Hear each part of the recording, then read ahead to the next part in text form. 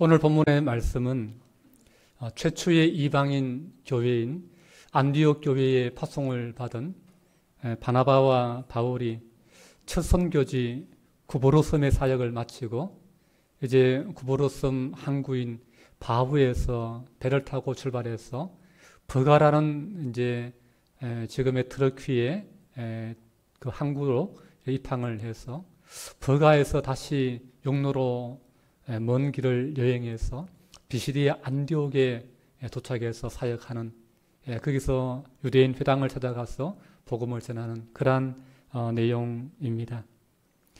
바나바와 바울이 유대인 회당에서 이제 유대인들과 그리고 유대교로 회심한 그러한 이방인들을 대상으로 긴 설교를 13장에서 말씀하는데, 그 설교의 내용이 오늘 우리가 읽은 본문 앞의 부분이에요. 그래서 17절부터 41절까지의 내용이 지금 바울과 바나바가 이 비시디아 안디옥이라고 하는 이 이방 땅에 도착해서 그곳에 있는 유대인 회당을 찾아가서 거기서 안식일에 전한 그 설교의 내용입니다. 우리 내용을 긴 내용을 다 볼 수가 없으니까 이 바울이 그곳에 가서 그 회당에서 전한 설교의 핵심적인 내용만 우리가 좀 잠시 살펴본다면, 우리 13절, 14절이 이제 바울이 진짜 전하고 싶은, 진짜 그들이 좀 이렇게 알았으면 하는 그 내용이 핵심적인 내용입니다. 우리 13절, 14절 말씀 찾아서 같이 함께 읽도록 하겠습니다. 시작. 바울과 및 동행하는 사람들이 바브에서 배 타고 밤빌리아에 있는 버가에 이르니 요한은 그들에게서 떠나 예루살렘으로 돌아가고, 그들은 버가에서 더 나아가 비시디아 안디옥에 이르러 안식일의 회당에 들어가 앉으니라. 아멘. 사실 우리가 방금 읽은 이 부분은 설교의 내용이 아니고 설교에 앞서서 그 바나바와 바울이 어떻게 해서 여기까지 오게 된 그 여정을 사실 우리에게 말씀해 주는 본문이지요. 이 구브로라고 하는 섬에서 비시디아 안디옥까지 찾아가서 이제 복음을 전하는데, 이 여정이 사실 만만치 않은 여정이에요. 우리가 지난번에 수리아 안디옥이 있고, 또 다른 지역에 또 안디옥이라고 하는 지명이 그 당시에 로마 제국 안에 굉장히 많이 있다 그랬습니다. 헬라 지역 안에 안디옥이라고 하는 그 도시의 지명이 16군데나 되었어요. 왜 그런가 하면은 이 헬라 제국을 건설했던 알렉산더 대왕의 그 밑에 후손 가운데 셀루쿠스 왕조가 있습니다. 그 셀루쿠스 왕이 이제 다스릴 때에 그 자기 통치하는 그 지역에서 자기 아버지의 이름을 따서 도시를 막 이렇게 세웠던 거예요. 그 아버지 이름 안티오코스 왕의 그 이름을 따서 도시를 그렇게 많이 세웠기 때문에 안디옥이라는 도시가 많은 거예요. 근데 그 안디옥 중에 제일 큰 안디옥이 바울이 파송받은 그 이방인 첫 교회 수리아 안디옥, 지금의 시리아 위치에 있는, 시리아와 터키의 국경에 위치해 있는 그 수리아 안디옥입니다. 오늘 본문에 도착한 비시디아 안디옥은 튀르키예 땅 중서부에 위치한, 그러니까 수리아 안디옥에서는 한 800km 이상 엄청나게 멀리 떨어져 있는 그런 내륙 도시입니다. 그리고 바울이 선교 여행을 출발해서 제일 먼저 도착했던 구브로섬, 사이프러스 섬, 지금 이름이죠. 그 섬에서 본다면 그 섬에서 280km를 배를 타고 가야 버가라는 곳에, 13절에서 말하고 있는 그 버가라는 곳에 도착하게 되고, 그리고 이 버가에서 우리 14절에 보면 더 나아가 비시디아 안디옥에 이르렀다 이렇게 되어 있지요. 그래서 본문의 내용만 이렇게 잘 본다면은 버가에서 조금만 가면 비시디아 안디옥이겠구나 그렇게 생각하기 쉬운데, 그렇지 않아요. 이 버가에서 비시디아 안디옥까지의 거리는요 200km를 걸어가야 됩니다. 200km. 그리고 그 중간에는 타우루스 산맥이 놓여 있어 가지고 1000m가 넘는 그런 높은 산이고 가장 높은 봉우리는 3000m가 넘는 그런 큰 산과 산맥이 막고 있습니다. 그걸 넘어가야 되는 거예요. 그러니까 이 선교의 여정이라고 하는 것이 굉장히 생각보다 만만치 않은 것입니다. 우리는 단순하게 그냥 몇 절로 이렇게 요약해서 그 행로를 우리가 보기 때문에 쉬워 보이지만 막상 이걸 따라가서 한번 같이 가보면 엄청나게 고되고 험하고 힘든 일이 아닐 수가 없습니다. 그래서 좀 열심히 있는 신앙인들 가운데는 바울의 선교 여행을 우리도 한번 여행을 해보자. 그래서 바울이 그 선교했던 그 여행의 그 장소들을 똑같이 한번 이렇게 여행하는 그런 코스를 이렇게 여행 코스, 그런 코스가 있습니다. 갔다 오신 분들의 이야기를 들어보면 우리는 너무나 좋은 배를 타고 우리는 너무나 좋은 에어컨 나오는 버스를 타고 그 여정을 따라가는 것밖에 없는데 그럼에도 불구하고 너무나 힘들었다고 너무나 멀었다고 그렇게 토로하는 것을 보게 됩니다. 근데 바울 당시에는 뭐 좋은 배가 있습니까? 다 그냥 노저어서 가는, 또 바람을 이용해서 풍력을 이용해서 가는 돛단배, 그런 것이죠. 뭐 물이 있습니까? 뭐 음식이 있습니까? 다 각자 알아서 각자 도생이고, 그리고 내리면은 걸어야 되고, 기껏해야 나귀에 짐을 싣고 이동해야 되고, 산맥을 오를 때는 그 험한 산을 땀을 흘리면서 쉴 곳이 어디 있으며, 여관이 어디 있으며, 씻을 곳이 어디 있습니까? 노숙할 때도 많고, 정말 말할 수 없는 어려움이 있는 거예요. 그래서 오늘 말씀에 잘 보시면 13절에서 우리가 간과하기 쉬운데 버가에 도착해서 배 타고 280km를 구부로에서 와서 버가에 도착했는데 거기서 한 사람이 나자빠집니다. 누굽니까? 요한이라고 하는 사람이 난 더 이상 못하겠다. 난 더 이상 못 가겠다. 그러면서 이 마가 요한이라고 하는 동행했던 바울과 바나바가 선교 간다고 하니까 나도 같이 갑시다. 나도 데려가 주세요. 그러면서 따라왔는데 막상 해보니까 따라와 보니까 이게 너무 힘든 거예요. 그래서 중간에 난 도저히 더 이상 못 가겠다. 그러면서 버가에서 거기서 포기하고 고향으로 집으로 돌아가 버리는 그런 일들이 있었습니다. 어쨌든 바나바와 바울이 참 어렵게 힘들게 그 머나먼 길을 정말 물 건너 산 넘고 물 건너서 그렇게 비시디아 안디옥에 도착한 거예요. 그리고 유대인 회당을 찾아가서 복음을 전했습니다. 그 핵심의 내용이 이제 38절 39절 말씀이에요. 38절 39절 말씀 같이 읽습니다. 시작. 그러므로 형제들아 너희가 알 것은 이 사람을 힘입어 죄 사함을 너희에게 전하는 이것이며 또 모세의 율법으로 너희가 의롭다 하심을 얻지 못하던 모든 일에도 이 사람을 힘입어 믿는 자마다 의롭다 하심을 얻는 이것이라. 아멘. 사도 바울과 바나바가 회당에서 그 모인 사람들에게 간절하게 전하고자 하는 것, 바로 어떻게 하면 인간이 죄 사함을 받을 수 있는가, 죄를 용서받을 수 있는가, 죄의 문제를 해결할 수 있는가 라고 하는 것입니다. 그러면서 구약의 이야기를, 성경의 이야기를 쭉 하는 것이죠. 그 성경에 하나님께서 다윗의 후손으로 하나님께서 우리에게 보내주시기로 한 메시아가 있다. 그 메시아가 이 땅에 왔는데 그가 십자가에 우리 죄를 대신해서 못 박혀 피 흘려 죽으시고, 그리고 그분은 죽음으로 끝난 것이 아니라 다시 부활하심으로 말미암아 참 우리 인류의 소망이 되시고 우리의 영원한 생명을 주시는 생명의 주가 되셨다. 그분을 믿을 때에 그분이 흘려주신 그 피의 은혜로 말미암아 우리의 죄가 깨끗하게 씻음받는다 라고 지금 이야기하고 있는 것입니다. 그래서 그 예수를 지금 당신들도 이제 믿고 이 하나님의 이 놀라운 사랑을 받아들여라 라고 하는 것이 이 비시디아 안디옥에서 전한 첫 번째 설교의 요지입니다. 그 설교를 들었던 이 유대교 그 회당에 모인 사람들의 반응이 어땠을까요? 그 반응이 오늘 우리가 읽은 본문의 내용입니다.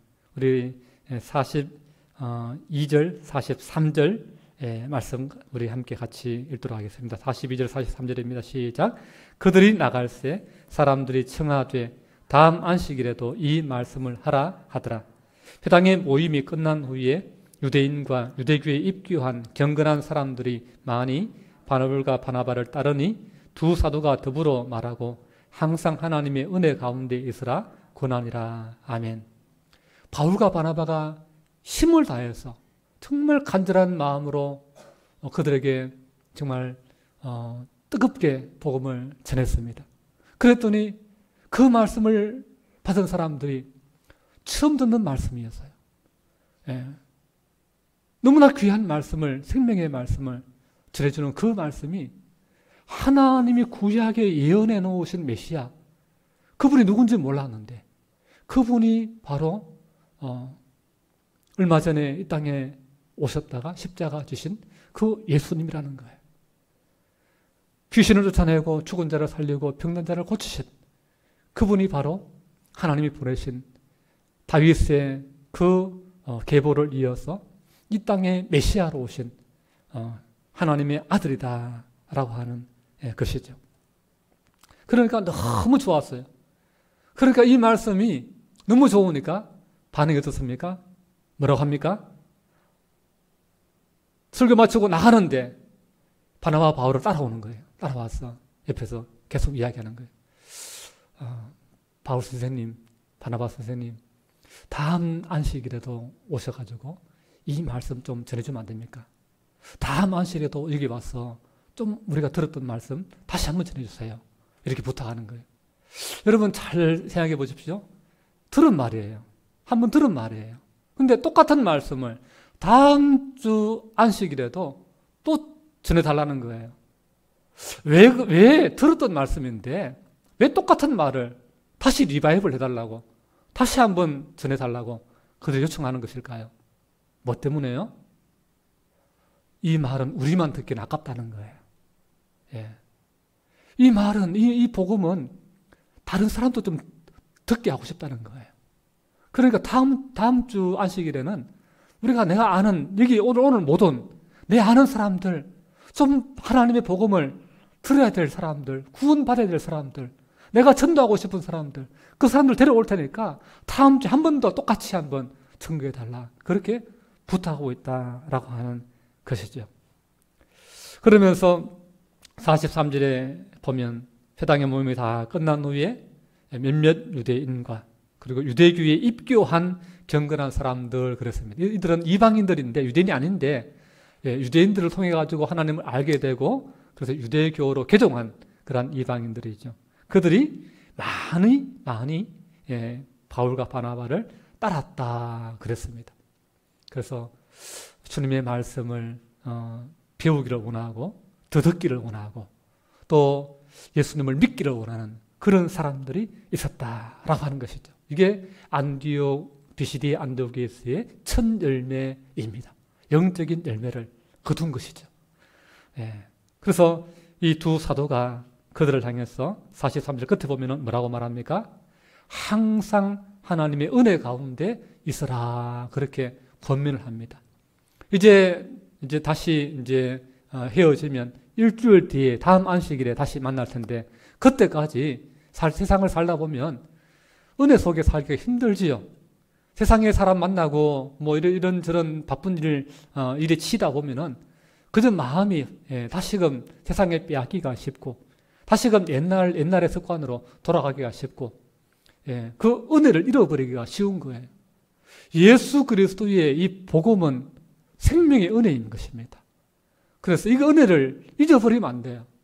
조금만 멀어지면요. 인간은 어떻게 되는지 아십니까? 마귀는 어떻게 역사하는지 아십니까? 네가 구원받기 위해서는, 네가 천나가기 위해서, 극락하기 위해서는 네한테 뭔가 의로운 것이 있어야 돼. 네가 자격이 있어야 돼. 자꾸 자격을 갖추도록, 자격을 내 안에서 찾도록 그렇게 희한하게 우리의 마음이 변질됩니다. 요동됩니다. 그러다 보면 은혜가 아닌, 십자가의 은혜가 아닌 자꾸 나의 어떤 그런 행위적인 자격을 자꾸 찾게 되는 것이죠. 여러분, 물론 우리가 예수 믿고 은혜로 구원받는 것인 동시에 우리의 행위도 반드시 따라와야 됩니다.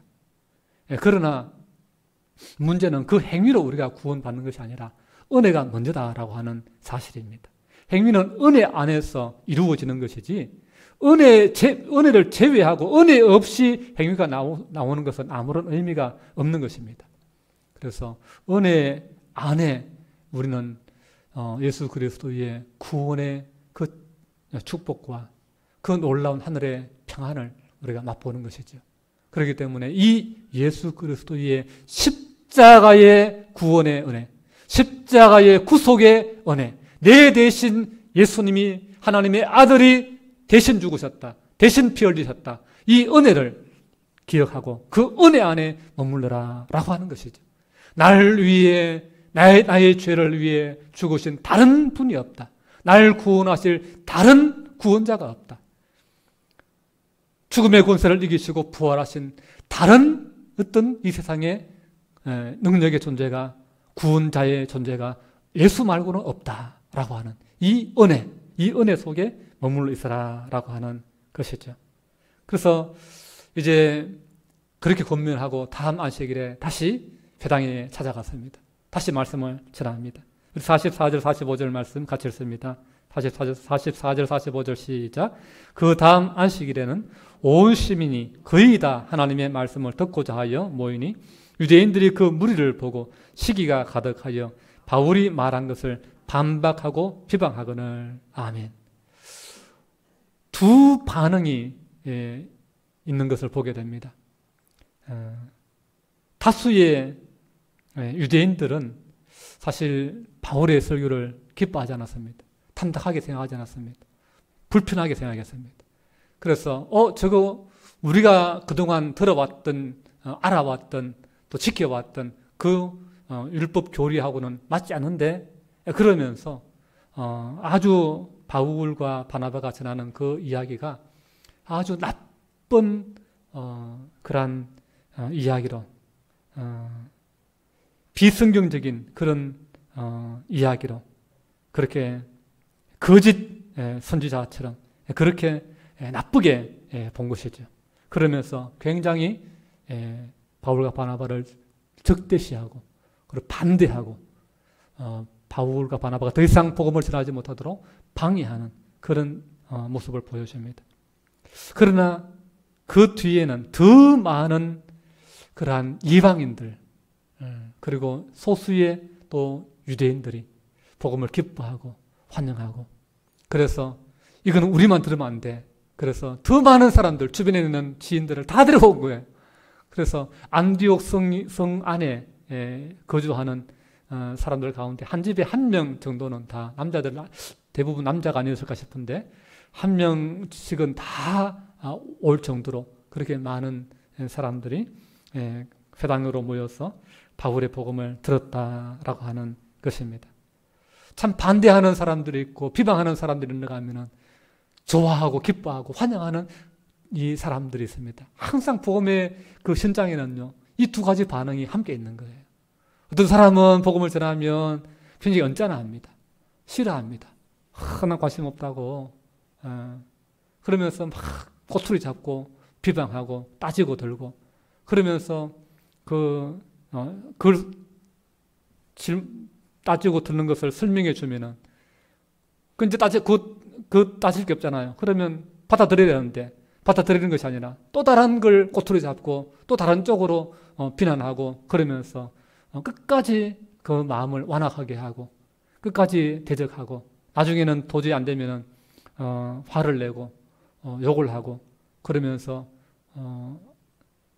끝까지 저항하는 그런 모습들을 보게 됩니다. 박해하고 핍박하고 그렇게까지 나오는 것이죠. 그러나 또 한편으로는 또 어떤 사람들은 그 복음을 전하면 너무나 기뻐하고 너무나 고마워하고 너무나 감사해야 하고, 그러면서 저 하나님께서 은혜 주셔서 하나님께서 그 영혼을 사랑하시고 구원하시는 그 감동의 현장들을 볼 때는 너무나 참 감사하고 은혜가 넘치는 것을 경험하게 되어집니다. 유대인들이 이 45절에 반박하고 비방하거늘 그렇게 말씀하고 있는데 이게 보통 이게 반박과 비방이 아니에요. 굉장히 적의를 가지고 적대적으로 아주 악한 모습으로 지금 저항하는 것입니다. 그래서 반박하다는 말은 원어적으로 반대편에서 말하다라는 뜻이에요. 우리가 보통 이렇게 누구를 비방한다 이럴 때 안티한다 이런 표현을 많이 쓰는데 안티라는 단어가 바로 이 단어에서 원어적으로 나온 거예요. 반박이라는 뜻이 이 안티라고 하는 원어적인 이 원어입니다. 이게 있는 거예요. 그리고 비방하다라고 하는 단어는 원어적으로 회방하다 혹은 모독하다라고 하는 뜻이었습니다. 바울이 하는 말, 바나바가 하는 말을 회방할 뿐만 아니라 그들을 모독하는 은사까지 서슴지 않고 행했다라고 하는 것이죠. 이들은 어떻게 하든 간에 바울과 바나바의 반대편에 서서 그들을 대적하고 무조건 반대하는 거예요. 이유가 없습니다. 반대를 위한 반대를 하는 거예요. 그리고 꼬투리 잡고 어떻게든 간에 회방하고 비방하기 위해서 최선을 다합니다. 전도를 해보면 그래요. 어떤 사람은 자기만 안 믿으면 되는데 꼭 남까지 주변에 믿으려고 하는 사람들까지 못 믿도록 방해하는 그런 열심히 있는 사람들이 있습니다. 참 안타까운 일이 아닐 수가 없지요. 우리가 저지난주에 구보로 섬에서 복음을 전할 때에 그 총독 그 서기오 바울이라는 사람이 복음을 이렇게 들으려고 할 때에 방해하는 사람이 있었죠. 누굽니까? 그때도 이 엘루마라고 하는 이 마술사, 그것도 유대인이에요 또. 그런 사람이 방해했듯이 오늘 이 BCD의 안독에서도 이 골수 유대인들이 안티짓을 하고 반대편에서 회방을 놓고 있는 것입니다. 이들의 방해가 얼마나 적극적이고 공격적이었냐 하면 50절, 51절에 보면 그것을 알 수가 있습니다. 우리 50절, 51절 말씀 같이 읽습니다. 시작. 이에 유대인들이 경건한 귀부인들과 그 신의 유력자들을 선동하여 바울과 바나바를 박해하게 하여 그 지역에서 쫓아내니 두 사람이 그들을 향하여 발에 티끌을 떨어버리고 이고니온으로 가거늘. 아멘. 유대인들은 그들이 그동안 구축해 놓은 그러한 지역의 귀부인들과 유력자들, 그러니까 그들의 인맥을 총동원해서 그 지역의 귀족들, 권력자들을 동원해가지고 물리적인 힘으로 바울과 바나바를 박해하는 거예요. 그래서 정치적인 힘, 어떤 무력적인 그런 물리적인 힘으로 그냥 두드러 패서라도 몽둥이로 때려서라도 그 지역에서 사역하지 못하도록 그렇게 대적하고 박해를 행했던 것입니다. 근데 유대인들의 이러한 행위는요, 무엇을 말하는가 하면 우리는 구원받을 자격이 없다라고 하는 것을 스스로 고백하는 것이 됩니다. 내가 구원받지 못하는 것은 누구의 책임이 아니라 바로 나의 책임이다 라고 하는 것을 스스로가 지금 항변하고 있는 것이다, 확정하고 있는 행위이다 라고 하는 것을 우리가 알아야 됩니다. 그래서 51절에 우리가 잘 보시면 이 바울과 바나바가 그들의 유대인들의 그 박해에 대해서 어떤 반응을 보이고 있습니까? 유대인들을 향해서 발에 티끌을 떨어버리는 그런 행동을 하잖아요. 좀 독특한 행동인데 이게 어떤 의미인지 하면은 바로 당신들이 구원받지 못하는 것은 우리 책임 아니다. 우리는 당신들 전도하기 위해서, 당신들 구원하기 위해서, 당신들 살리기 위해서, 정말 하늘의 하나님의 뜻을 전하기 위해서 우리가 이 먼 길을 정말 고생하면서 정말 우리가 희생하면서 왔어. 당신들 살리려고 했다. 근데 당신들은 우리를 적대하고 우리를 미워하고 우리를 박해하고 우리를 쫓아내니 이제 당신들이 구원받지 못하는 것은 우리 책임이 아니라 당신들 책임이다 라고 하는 의미가 담겨있는 행동이 바로 신발에서 먼지를 떨어버리는 그러한 행위다 라고 하는 거예요. 사실 이렇게 한 것은 예수님이 그렇게 하라 그랬거든요. 그래서 복음을 듣지 않고 끝까지 완악하게 그렇게 대적하고 완악하게 박해하고, 그럴 때는 그 동네를 떠날 때는 신발의 먼지를 떨어버리고 구원의 책임이 이제는 당신들 스스로에게 있다. 구원받지 못하는 것은 당신들 책임이다. 라고 하는 것을 분명하게 하고 가라. 그렇게 말씀한 것에 연유한 것입니다. 여러분, 이런 사람들 볼 때에 어떻습니까? 너무나 안타깝죠. 예. 참 하나님이 구원받을 기회를 주시기 위해서 하나님께서 그 먼 곳에서 무슨 영화를 누리겠다고 찾아오겠어요?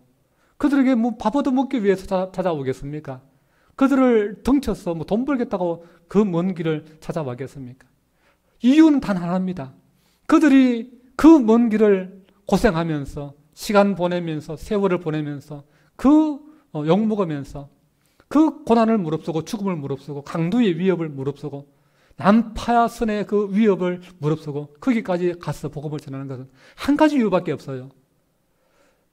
하나님께서 이 땅을 구원하기 위해서 하나님의 아들을 보내셨다.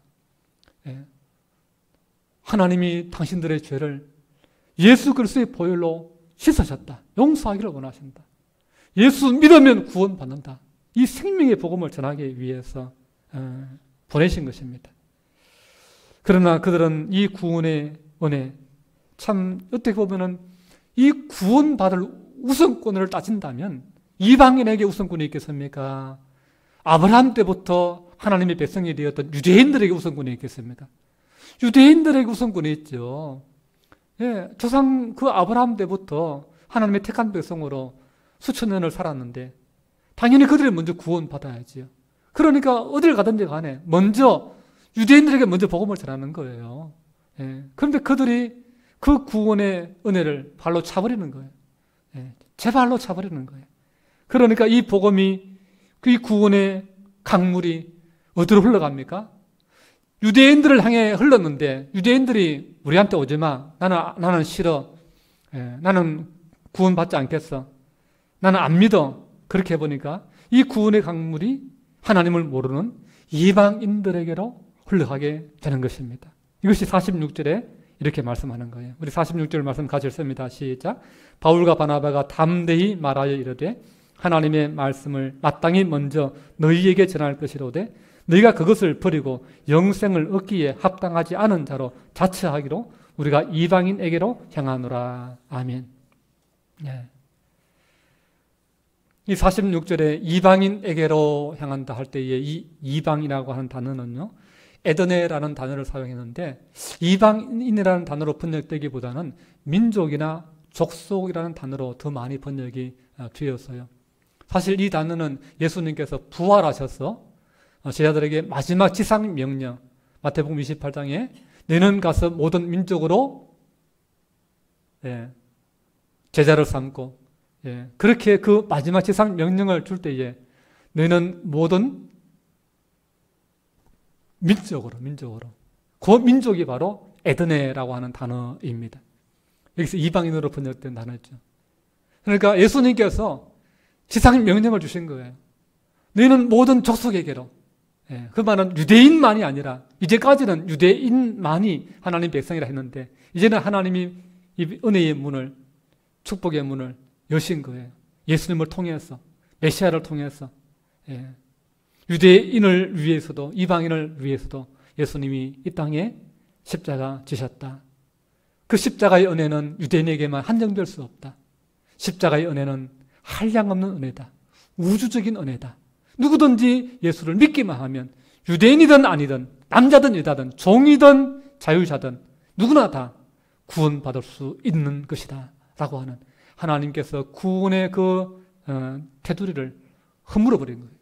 구원의 문을 활짝 열어버리신 거예요. 그래서 오늘 이 사도 바울과 바나바가 지금 우리는 유대인들이 복음을 거부하기로, 너희들이 그 복음을 거부하기로 우리는 이방인들에게로 향하노라. 모든 족속에게로 가서 복음을 전하라. 그랬던 그 주님의 이 사역이 바로 바울이 지금 해가고 있는 이 사역이다 라고 하는 것을 우리가 보게 되는 것이죠.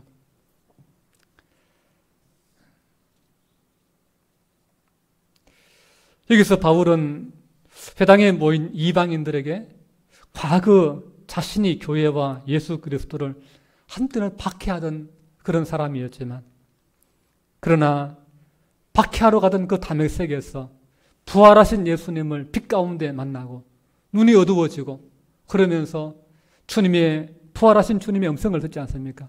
사울아 사울아 네가 왜 나를 박해하느냐. 그러면서 주여 누굽니까? 당신 도대체 누굽니까? 물어보니까 나는 네가 박해하는 예수다. 그러면서 이 바울이 부활하신 주님을 빛 가운데서 만나면서 회심하지 않습니까? 내가 주님이 거짓 메시아인 줄 알았는데, 죽음으로 끝난 분인 줄 알았는데, 부활하신 분이고 하나님 보좌 우편에 계셔서 지금 또 나에게 찾아와서 나에게 이렇게 말씀하는 분인 줄 몰랐습니다. 그러면서 그이가 거기서 마음을 돌이켜서 이제는 주님을 박해하고 교회를 박해하는 자가 아니라 주를 위해서, 교회를 위해서 생명 바쳐서 사명을 감당하는 사명자가 되지 않습니까? 그래서 사도 바울을 예수님께서 너는 하나님을 모르는 이방인들에게 가서 복음을 전하는 이방의 빛으로 너를 세우겠다. 이방의 사도로 너를 사명을 주겠다. 주님께서 그렇게 말씀하신 거예요. 왜? 이 사도 바울은 이방에서 나고 자랐거든요. 그러니까 이방 문화에 너무나 잘 알고 있고, 이방인들의 그 문화를 알고 있고, 언어를 알고 있고, 또 로마 시민군까지 가지고 있는 이방인을 전도하기에 너무나 유리한 조건을 갖추고 있었기 때문에 주님께서 사도 바울을 특별히 이방인들을 위한 사도로 세우신 것입니다. 그 말씀을 47절, 48절에 말하는 거예요. 우리 47절, 48절 말씀 같이 읽습니다. 시작. 주께서 이같이 우리에게 명하시되 내가 너를 이방의 빛으로 삼아 너로 땅끝까지 구원하게 하리라 하셨느니라 하니, 이방인들이 듣고 기뻐하여 하나님의 말씀을 찬송하며 영생을 주시기로 작정된 자는 다 믿더라. 아멘. 그래서 하나님께서 나를 이방인들 너희들에게 복음 전하라고 특별히, 참 많은 사도들이 있지만 나를 특별한 이방인의 사도로 세우셔서 여기까지 찾아오도록 하나님이 보내셨다. 예수님이 보내셨다. 그렇게 전하니까 이 이방인들이 그 이야기를 듣고 너무 감사해하는 거예요. 아, 예수님이, 부활하신 예수님이, 우리에게 생명 주시는 예수님이 우리를 구원하라고 이 사도 바울을 여기까지 우리 위해서 이방의 빛으로 그를 세우시고 보내셨구나 하는 것을 기쁘게 받는 거예요. 그러면서 하나님의 말씀 전해주신 그 하나님의 말씀을 찬송하고 영생을 주시기로 작정된 자는 다 믿는 놀라운 은혜가 임하는 것을 보게 됩니다. 여러분, 바울이 이방의 빛으로 쓰임받았다는 사실을 여러분 한번 기억할 수 있기를 바랍니다. 그런데 이 바울만 사실 이방의 빛으로, 세상의 빛으로 세운 것이 아니라 예수 믿는 모든 사람들은 다 사실 빛과 소금으로 우리 주님이 부르셨다, 세우셨다, 그렇게 말씀했어요. 너는 세상의 빛이라, 너는 세상의 소금이라. 빛이 마을을 밝게 하고 그 집안을 환하게 하듯이 오늘 우리가 믿지 않는 사람들에게 복음의 빛이 되어서 그들도 나를 통해서 예수님을 전해 듣도록, 예수님께로 인도되도록 하나님은 우리를 사용하기를 원하신다라고 하는 사실입니다. 우리가 지난주에 가족 초청주의를 해서 우리 지인들, 가족들 초청해 왔지 않습니까? 이게 바로 이방의 빛으로 우리가 쓰임 받는 거예요. 이방의 빛이 사도 바울만이 아니라 오늘 저와 여러분이 그 일에 지난주에 함께 동참하고 그 일들을 행한 것입니다. 사도 바울을 통해서 영광 받으시는 우리 주님께서 우리 안동 명성교회를 통해서 저와 여러분을 통해서 이 복음을 위해서 믿지 않는 우리 영혼들을 전도하기 위해서 그들을 교회로 인도하고 복음을 듣게 한 그러한 우리들이 바로 이방의 빛으로 하나님께서 사용하신 줄로 믿습니다. 그래서 이게 교회의 영광인 것입니다. 이게 축복인 것입니다. 여러분, 저는 여러분의 남은 인생을 복음을 위해서 빛으로 쓰임받다가 하나님 나라 갈 수 있으면 좋겠습니다. 저는 이게 가장 복된 인생이라고 생각합니다. 여러분, 영혼을 살리는 일, 예수님을 전하는 이 일에 힘쓰면요, 이게 가장 참 사실은 이게 복된 일이에요. 감사한 일이에요.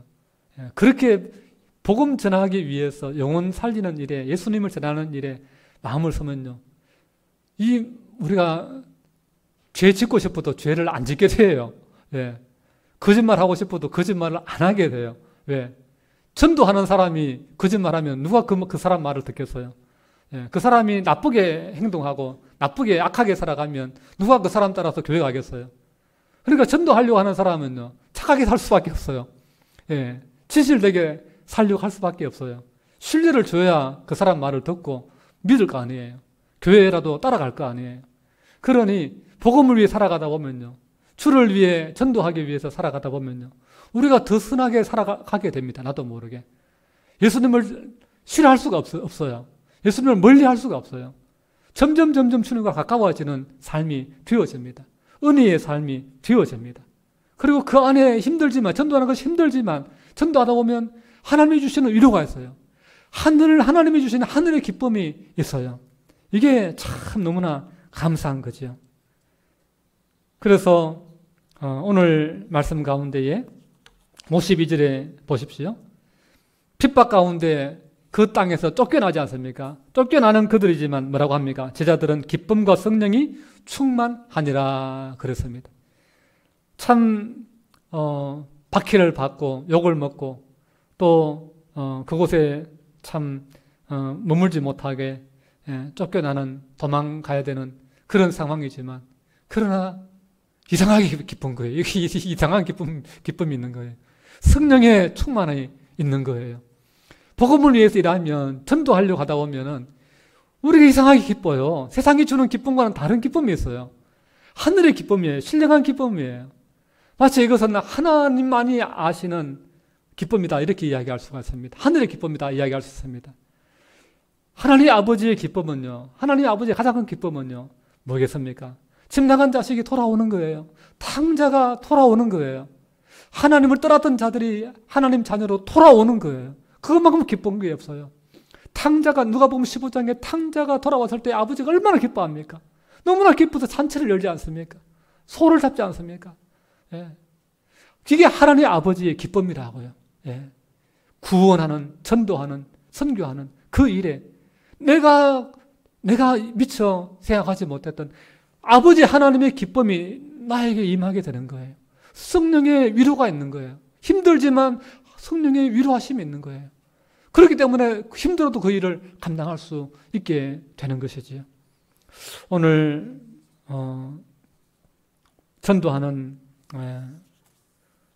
우리 모두에게, 전도하는 교회에 이 세상이 알 수 없는 하늘의 기쁨, 그리고 성령의 위로, 성령의 안위, 성령의 기름 부으시는 충만의 은혜가 있는 것입니다.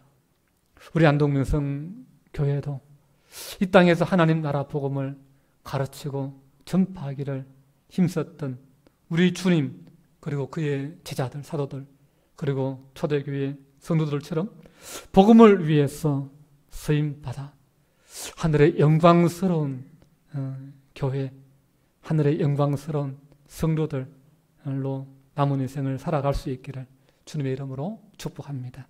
기도하겠습니다.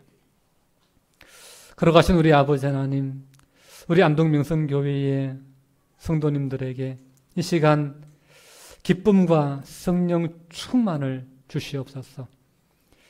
우리의 현실이 때로는 고달프고 여러 가지 많은 문제들이 있는 것이 사실이지만, 주님, 그러나 기쁨과 성령 충만을 주시옵소서.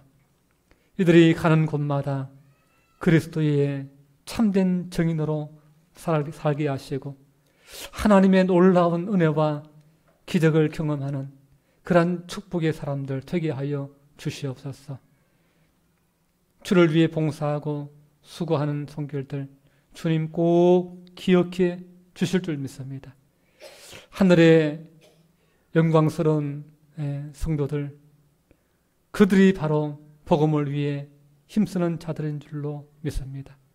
그 하늘의 영광에 함께 참여하는 우리 모두가 되도록 주님 우리를 강권하여 주시고 우리를 믿음의 사람으로, 복음의 사람으로 이끌어 주시옵소서. 모든 말씀 예수님 이름으로 기도하옵나이다. 아멘.